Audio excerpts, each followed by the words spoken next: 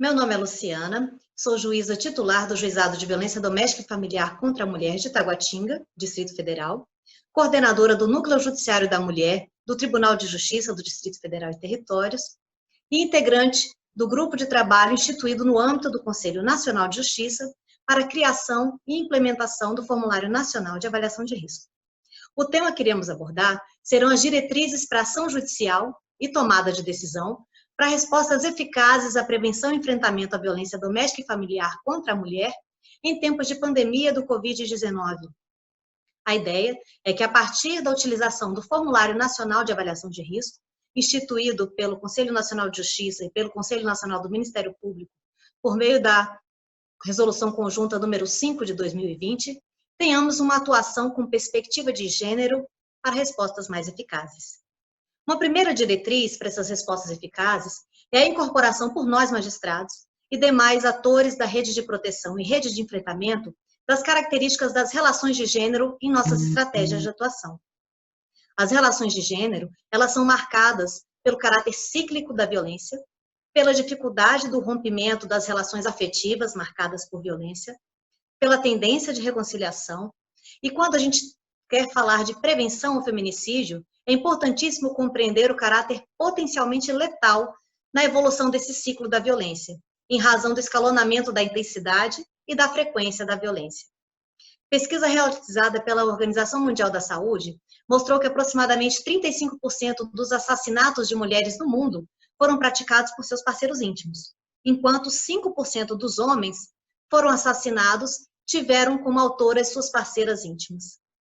No Brasil, pesquisa do Ministério Público de São Paulo, Raio-X da Violência, mostrou que 66% dos feminicídios consumados ou tentados foram praticados na casa da vítima.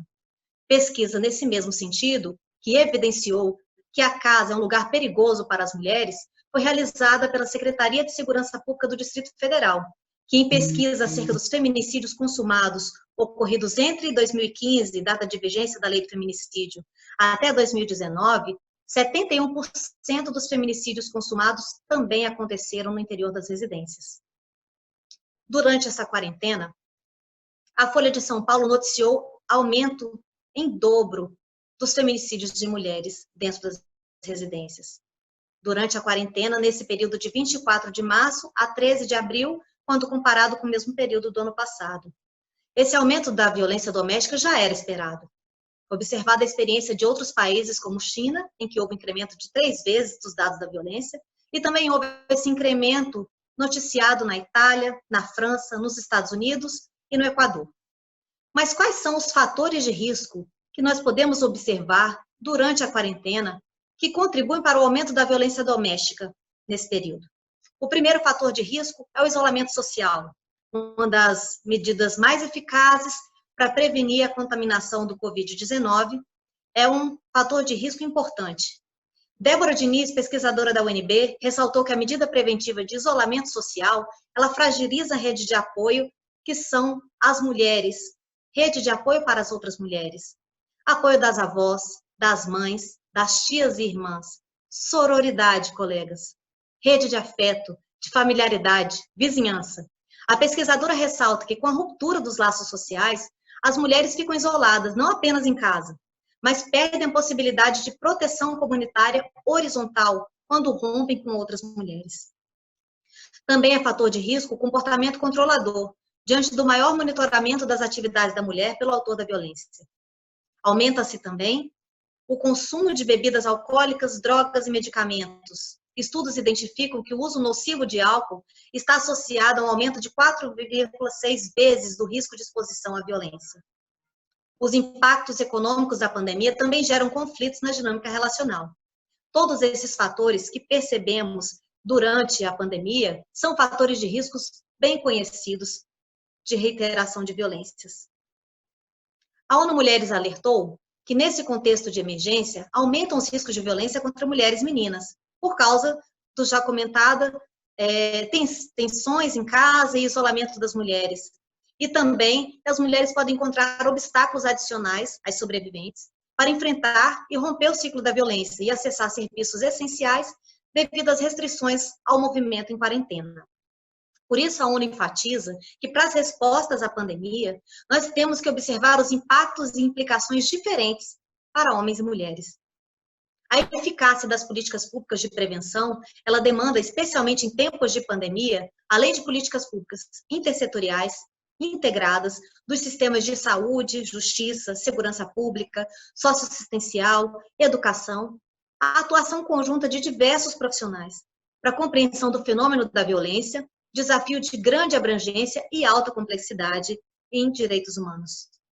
O Formulário Nacional de Avaliação de Risco, instituído pelo Conselho Nacional de Justiça e pelo Conselho Nacional do Ministério Público, por meio da Resolução Conjunta número 5 de 2020, sem dúvida, representa uma estratégia eficiente para atuação com perspectiva de gênero, que compreende o feminicídio como fenômeno evitável.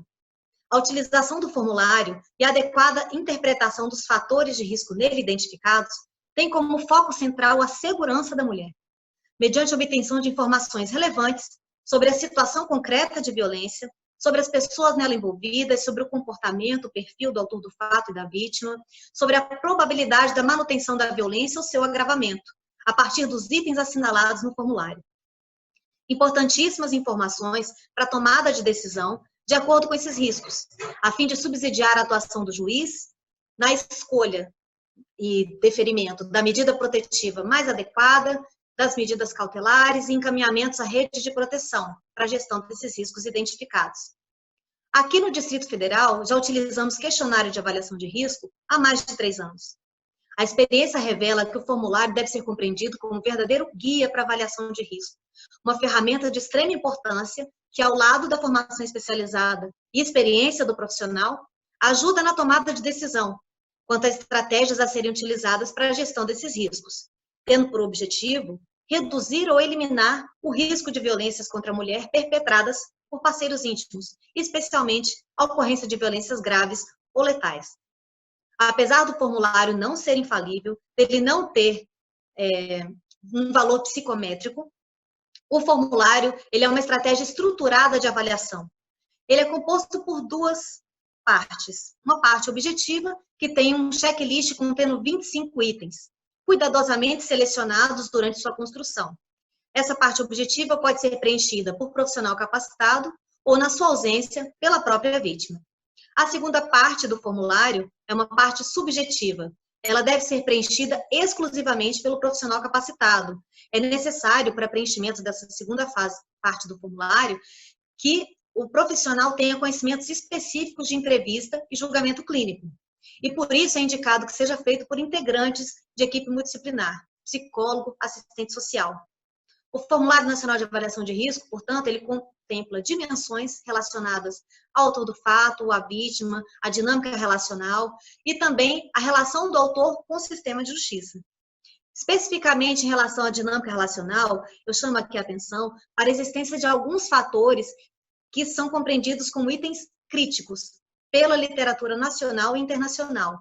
Então, respostas positivas ao uso de faca ou arma de fogo, a agressões físicas graves, como queimadura, enforcamento, sufocamento, tiro, osso quebrado, facada, paulada, o ciúme excessivo e comportamento de controle, representam risco elevado de letalidade.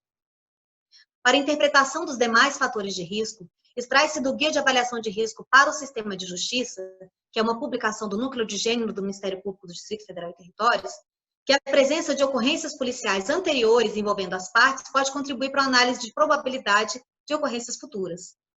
Agressões físicas em desfavor da vítima, outras como tapas, empurrão, puxão de cabelo, soco, chute, evidenciam um padrão de comportamento violento. E estudos revelam que 70% dos casos de feminicídio, as vítimas haviam sofrido violências físicas anteriores. A separação recente, tentativa de separação, ameaças, agressões físicas para evitar a separação, tudo isso, ou seja, com a possibilidade de rompimento da relação, o autor pode tentar reaver o controle que acredita ter sobre a mulher por meio de ameaças e agressões. O inconformismo com o término do relacionamento aparece como um dos principais motivos de feminicídio em diversos estudos.